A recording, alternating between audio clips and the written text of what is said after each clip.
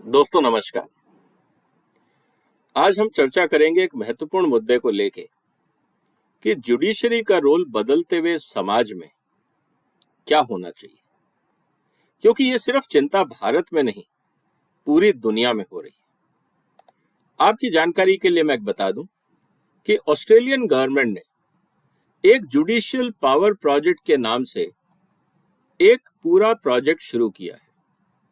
उसका पूरा का पूरा जो फोकस है वो ये है कि role of judicial power within the constitution, क्योंकि ऑस्ट्रेलिया में इस बात को लेके चिंता हो रही है कि जो जुडिशियल ओवररीच है वो कहीं ना कहीं रूल ऑफ लॉ और उसको इफेक्टिवनेस को कमजोर कर रहा है। रूल ऑफ लॉ मतलब कि जो संसद कानून बनाती है उसमें जुडिशियल ओवररीच होने के कारण कहीं वो डेमोक्रेटिकली इलेक्टेड गवर्नमेंट के द्वारा बनाए गए कानूनों में हस्तक्षेप तो नहीं कर रहा है। एक मुद्दा ये है।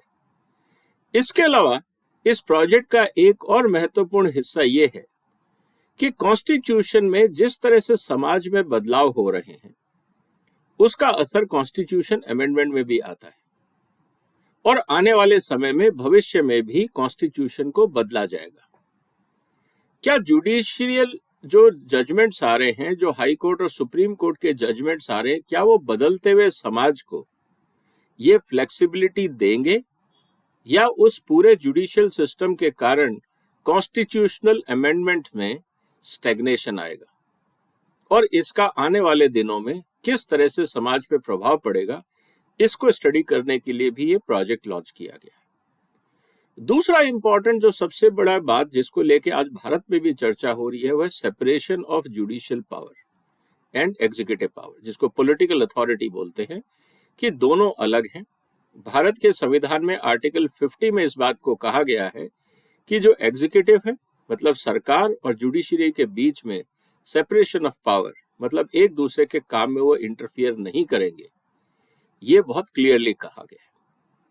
क्या ये वास्तव में हो रहा है या कहीं ना कहीं जुडिशियल ओवररीच एग्जीक्यूटिव पावर्स में दखलंदाजी कर रहा है? इसको समझने के लिए भी जुडिशियल पावर प्रोजेक्ट में प्रावधान किए गए हैं, क्योंकि ये मानना सब पूरी दुनिया में इस बात को मानना है कि जैसे जैसे समाज बदल रहा है, टेक्नोलॉजी बदल रही है, लोगों के एस्पिरेशन बदल रहे हैं, हालात बदल रहे हैं, आप पुराने स्टैग्नेंट लीगल सिस्टम के साथ नहीं रह सकते।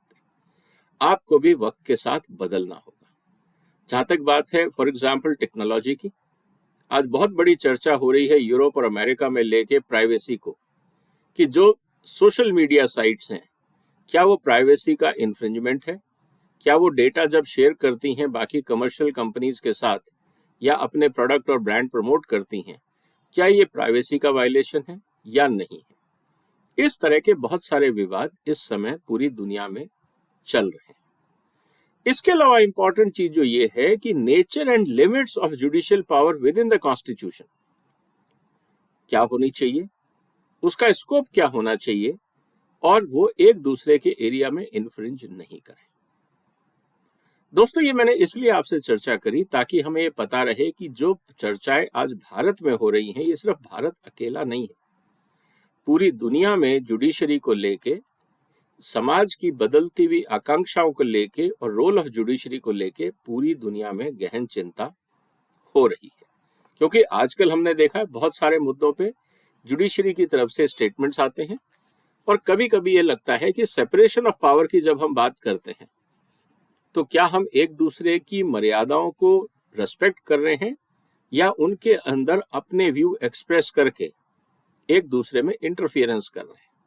आज ये बहुत बड़ा मुद्दा है और अगर आप बहुत सारे जजेस के स्टेटमेंट देखें, पूरी दुनिया का अगर आप लिटरेचर उठा के देखें, जैसा कि कंटेम्प्ट ऑफ कोर्ट की बात आती है कि भाई एग्जीक्यूटिव को जजेस के काम में इंटरफियर नहीं करना चाहिए, तो पूरी दुनिया में इस बात को लेके चिंता है और चर्चा है कि फिर जजेस सरकारों के ऊपर कमेंट्स क्यों करते हैं, सरकारों के काम करने की शैली को लेके जजेस क्यों कमेंट करते हैं। उनका काम तो तथ्यों के आधार पे कोर्ट में निर्णय देना है।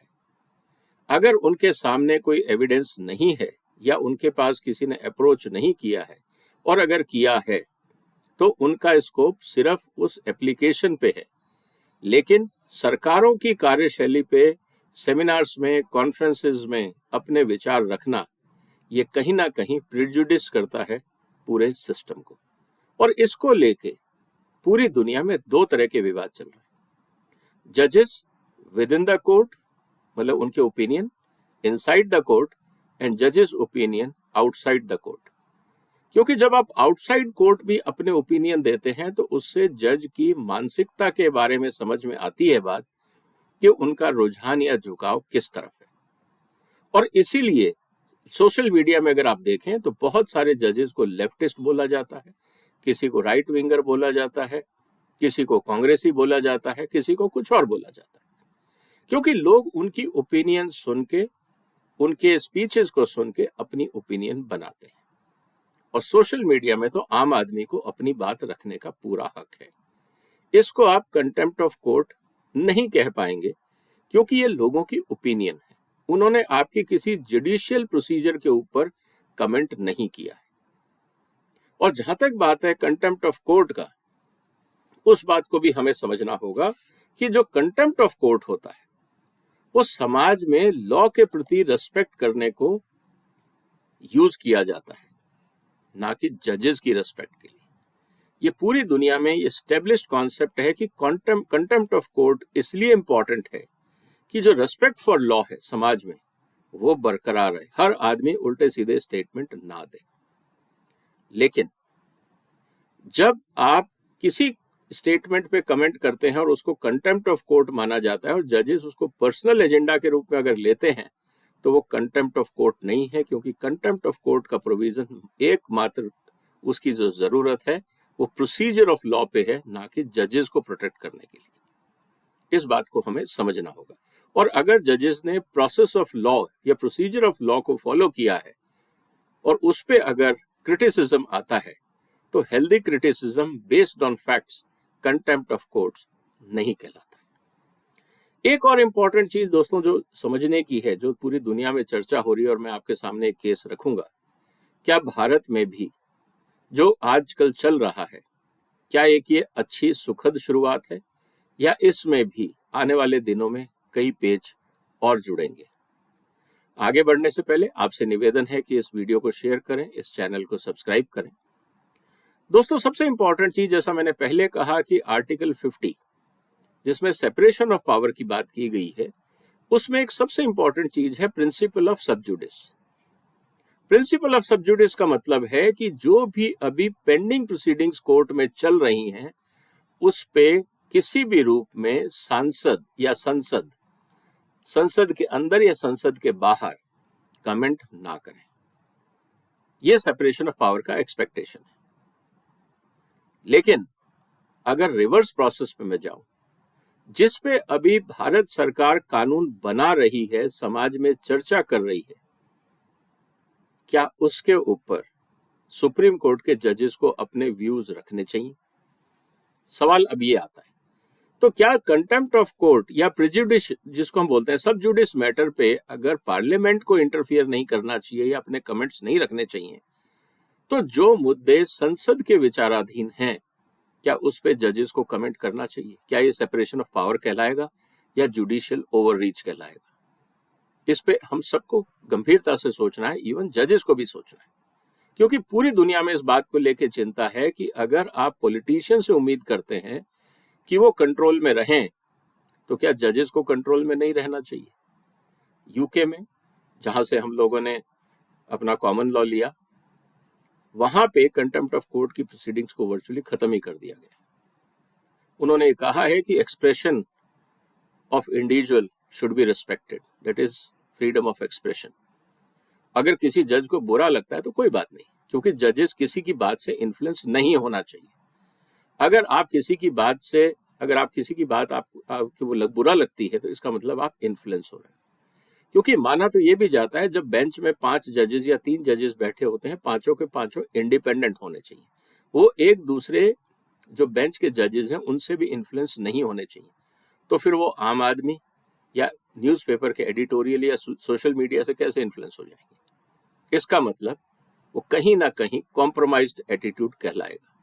तो इसीलिए इंग्लैंड में भी वेल्स में भी, स्कॉटलैंड में भी उन्होंने कहा कंटेम्प्ट ऑफ कोर्ट की कोई जरूरत नहीं है। इस बात को हमें समझना होगा और इसीलिए वहां पे इस मुद्दे को बहुत सीरियसली नहीं लिया जाता है कि किसी ने जजेस को क्रिटिसाइज किया या जजमेंट को क्रिटिसाइज किया। एक फेयर डिबेट समाज में होनी चाहिए, ये उनका मानना है। क्या हम उस पॉलिसी को अडॉप्ट करेंगे या हम पर्सनल इमेज को लेके हमेशा सेंसिटिव रहेंगे, ये जजेस की पर्सनल ओपिनियन हो सकती है। दूसरा इंपॉर्टेंट चीज ये है कि जब हम बात कर रहे हैं जजेस को लेके, तो जजेस भी ह्यूमन बींग्स हैं, लाइकिंग डिसलाइकिंग उनकी भी होती है। लेकिन जिस मुद्दे की हम चर्चा कर रहे थे, सेपरेशन ऑफ पावर, एक केस स्टडी जो मैं आपके साथ आज डिस्कस करना चाह रहा हूं वो है केजरीवाल के की तरफ से जो फाइल किया गया केस है, जो यूनियन ऑफ इंडिया मतलब दिल्ली पिटिशनर है, government of national capital of territory and union of India, ये रिट पिटिशन 678 ऑफ 2023, जिसमें भारत सरकार द्वारा जो ऑर्डिनेंस लाया गया है उसको चैलेंज किया गया है। 20 जुलाई को जो ऑर्डर पास हुआ उसकी कॉपी मैं आपके सामने लेके आया हूं और मैं उसमें कुछ मुद्दे as a academic interest, as a citizen आपके साथ चर्चा कर रहा हूं। सबसे पहली बात यह है कि ये तो अभी ऑर्डिनेंस है। राष्ट्रपति महोदय को जो उचित लगा उन्होंने एक ऑर्डिनेंस निकाला। पहला सवाल यह है कि क्या सुप्रीम कोर्ट राष्ट्रपति महोदय के विजडम को क्वेश्चन कर सकता है? क्योंकि राष्ट्रपति ने भी सबसे इनपुट लिए होंगे, सरकार से भी लिए होंगे, उनके लीगल एडवाइजर्स भी होंगे, एलजी भी होंगे और बहुत सारे लोग होंगे। बहुत सारे लोगों का ओपिनियन लेके, ग्राउंड रियलिटी को समझ के, इमरजेंसी सिचुएशन होने के कारण ये ऑर्डिनेंस निकाला गया। अब सवाल ये है कि क्या हम राष्ट्रपति महोदय की विजडम को क्वेश्चन करना चाहते हैं? ये अपने आप में एक बड़ा सवाल है। दूसरा मुद्दा जो भारत के संविधान में कहा गया है कि अगर ऑर्डिनेंस कोई भी लिया जाता है, जब वो संसद जैसे ही बैठेगी उस ऑर्डिनेंस को संसद में रखा जाएगा, उस पर चर्चा होगी और जो भी संशोधित रूप में कानून बनाना है वो संसद उसको पास करेगी, तब उसके बाद वो पूरा कानून बनेगा। इस समय ये ऑर्डिनेंस पे चर्चा संसद में होनी बाकी है। अब सवाल इस बात का है कि जब संसद में इसकी चर्चा होनी बाकी है, अभी ये ऑर्डिनेंस है, ये पार्लियामेंट इस समय सेशन में है, राष्ट्रपति महोदय का ऑर्डिनेंस है, अभी इस पे पूरी तरह से कानून नहीं बना है। क्या सुप्रीम कोर्ट इसमें इंटरवीन करके, क्या एग्जीक्यूटिव को, जो संसद में या भारत सरकार का जो मंत्री परिषद है, क्या उसको ऊपर किसी तरह का साइकोलॉजिकल प्रेशर नहीं डाल रही है? क्या वो पॉलिटिकल सिस्टम में या एग्जीक्यूटिव पावर्स में इंटरफेरेंस नहीं कहलाएगा? क्या इसकी जरूरत थी? क्या इसको रोका नहीं जा सकता था इस पूरी कार्रवाई को जब तक संसद कानून ना बना दे? क्योंकि उस कानून की वैधता को सुप्रीम कोर्ट निश्चित रूप से इवैल्यूएट कर सकता है, ये प्रावधान भारत के संविधान में है। लेकिन जब कानून नहीं बना, एक इमरजेंसी प्रोविजन ऑर्डिनेंस के रूप में आया है और उसकी हकीकत राष्ट्रपति महोदय ने सोच समझ के उस ऑर्डिनेंस को लागू किया है, तो क्या ये इस समय सुप्रीम कोर्ट का इंटरवेंशन उचित था? सवाल इस बात को लेके। दूसरा मुद्दा यह है कि आज अगर हम इस इंटरवेंशन को वैलिड मानते हैं, तो भविष्य में जब भी बिल पे चर्चा हो रही होगी संसद में, क्या उसको लेके लोग अगर जाएंगे सुप्रीम कोर्ट में कि ये बिल में जो प्रावधान है ये उचित नहीं है, सुप्रीम कोर्ट इस पे सुनवाई करे, क्या सुप्रीम कोर्ट समय ये कहेगा कि नहीं अभी कानून बनने दो? क्योंकि सुप्रीम कोर्ट में तो अक्सर ये कहा जाता है, या भारत में तो यही है कि जो सुप्रीम कोर्ट कहेगा वो प्रेसिडेंस बन जाता है। ऑर्डिनेंस पे सुनवाई कॉन्स्टिट्यूशनल बेंच के द्वारा, जबकि पूरी तरह से कानून अभी पास नहीं हुआ है, क्या ये एक सही प्रेसिडेंस देश के सामने रख रहा है? भविष्य में इस एक्टिविटी को कैसे आने वाले दिनों में लॉयर्स और स्कॉलर्स इंटरप्रेट करेंगे, ये अपने आप में बहुत बड़ा विवाद का मुद्दा होगा। क्या हम ये कह पाएंगे कि ये एक्सेप्शनल कंडीशन थी, दिल्ली में केजरीवाल की सरकार थी इसलिए सुप्रीम कोर्ट को इंटरवीन करना पड़ा? क्योंकि जो जस्टिफिकेशन सुप्रीम कोर्ट ने दिया है उसमें यह कहा गया है कि इसमें 2 कन्फ्लिक्टिंग पैराग्राफ हैं, जिसको लेके हम इस बात को क्लियर करना चाहते हैं। मैं उस लाइन को बकायदा पूरी तरह से पढ़ देता हूं This apparent conflict between the two clauses on the nature of law making power vis-a-vis NCTD's constitutional structure of governance needs to be resolved by this court. हकीकत तो यह है, ये तो भी ऑर्डिनेंस है। हो सकता है इस मुद्दे का समाधान संसद में जब चर्चा होगी तब कर दिया जाए, इस बात को समझना होगा। लेकिन प्रोएक्टिव अप्रोच करके संसदीय कार्रवाई को पूरा ना होने देना और उसमें उससे पहले सुप्रीम कोर्ट का इंटरवेंशन, क्या ये एक सही परंपरा की शुरुआत है? आज सवाल इतना है। इसीलिए दोस्तों इस बात को हमें समझना होगा कि अक्सर ये कहा जा रहा है कि जैसे जैसे सोशल मीडिया बढ़ रहा है, जैसे जैसे जजेस आउट ऑफ कोर्ट अपने स्टेटमेंट दे रहे हैं, इस समय जजेस भी अपने आप में एक न्यूज मेकर का काम कर रहे हैं। क्या जजेस को न्यूज मेकर होना चाहिए? ये जजेस को सोचना है। क्या इनसे जो हम सेमिनार कॉन्फ्रेंस में जजेस के स्पीचेस सुनते हैं, अगर वो जुडिशियल प्रोसीजर को लेके है, जुडिशियल प्रिंसिपल्स को लेके है, तो बात सही है। वो एक एजुकेशन का माहौल क्रिएट करता है, लोग उसके बारे में सोचें। कोई ऐसा कॉम्प्लिकेटेड केस हो जिसमें वास्तव में एक जुडिशियल थिंकिंग की जरूरत हो, लीगल थिंकिंग की जरूरत हो, ऐसे सेमिनार्स में जजेस अपने अगर एक्सपीरियंस शेयर करते हैं तो इससे जो जुडिशियल फैकल्टी है उसको एक एनरिचमेंट का मौका मिलता है। लेकिन अगर जजेस की तरफ से पॉलिटिकल सिस्टम के ऊपर सवाल उठाए जाते हैं तो फिर वो न्यूज मेकिंग का काम करते हैं। फिर अगर हम ये कहें कि वो judicial overreach on political space भी कहलाया जा सकता है। तो दोस्तों इसीलिए ऑस्ट्रेलिया के अंदर जो मैंने आपसे कहा कि जुडिशियल पावर प्रोजेक्ट को लेके एक पूरी डिबेट चल रही है, और इस बात को हमें समझना होगा कि अगर जरूरत है तो क्या इस तरह का समाज में, भारत के समाज में इस तरह की क्या डिबेट की जरूरत है? क्या इस तरह के प्रोजेक्ट की जरूरत है? क्योंकि वहां की संसद ने तो कर दिया। क्या भारत का जो सुप्रीम कोर्ट है, अगर इस तरह का कोई थिंक टैंक बनाया जाता है, क्या भारत का सुप्रीम कोर्ट उसका समर्थन करेगा? या वो कहेगा कि नहीं, आप हमारी तरफ से हमारे ऊपर किसी भी तरह का कोई एनालिसिस या डिस्कशंस आप नहीं कर सकते? अब सवाल इस बात का है कि अगर डिस्कशन नहीं होगा तो फिर सुधार कैसे होगा? और जब सुधार नहीं होगा तो फिर आने वाले समय में वक्त के हिसाब से जैसे जैसे समाज बदल रहा है तो किस तरह का उसके अंदर डेवलपमेंट होगा, ये हमें समझने की जरूरत है। तो दोस्तों आज ये महत्वपूर्ण मुद्दा था, इसलिए मुझे लगा कि मैं आपके साथ इसको शेयर करूं, क्योंकि जो इस समय कार्रवाइयां चल रही हैं देश में और जिस तरह से सोशल मीडिया में बहुत ज़्यादा एक्टिविटी हो रही है, बहुत सारे दोस्तों ने लिखा कि इस पे ज़रा थोड़ा सा गहन चिंतन किया जाए और इस पे एक समाज के अंदर एक सीरियसनेस हो, पूरी दुनिया में क्या हो रहा है इस पे ज़रा चर्चा की जाए। इसलिए आज का वीडियो एक एजुकेशनल इनिशिएटिव को लेके कि किस तरह से हम लोगों को आने वाले समय में कोर्ट और उनकी बातों को समझना होगा, ये अपने आप में एक बड़ा मुद्दा रहेगा। इसीलिए इंपॉर्टेंट चीज ये है कि डेविड कैमरून, मैं एक स्टेटमेंट आपके लिए पढ़ता हूं, हाउस ऑफ कॉमन्स में कहा था, देयर आर ओकेजन्स वेयर जजेस make critical remarks about politicians and there are times when politicians make critical remarks about judges. To me, this is a part of life of a modern democracy. We should try to keep these things as far as possible out of courts. Even if the ministers made mistake, did the courts compound them by its reactions? अब सवाल इस बात को है, क्या भारत में भी हम ऐसा ही अनुभव कर रहे हैं? आपका क्या कहना है दोस्तों? कमेंट बॉक्स में लिखिए, सुझाव दीजिए, इस वीडियो को शेयर करिए, क्योंकि वाइब्रेंट डेमोक्रेसी में सिटीजन्स ओपिनियन बहुत मैटर करती है। पॉलिटिशियंस के हाथ बंधे होते हैं, जजेस के हाथ बंधे होते हैं, लेकिन जैसा कहा जाता है 3 टियर स्ट्रक्चर में जो सबसे बड़ी सोवरेन पावर है वो है जनता। जनता ही संविधान देती है, इसीलिए पहली लाइन है वी द पीपल।